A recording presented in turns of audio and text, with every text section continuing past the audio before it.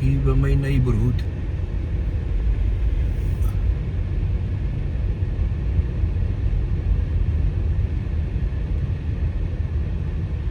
Sien?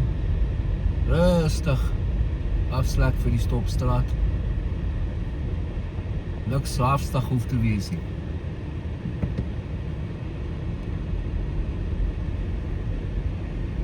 Ek kan sien hulle het vroeër hier geskraap. Partykeer skraap hulle nie ons paai nie, maar ry maar net op die sneeu. En as die sneeu saampak, jy kan nogal verbasing wees hoe baie grip kan jy kry op die sneeu. Probleem is wanneer daar ys tussenin kom.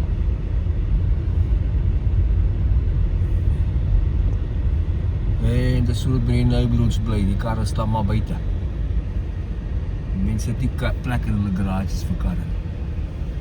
Hulle pak alles in hulle karre, in hulle garages.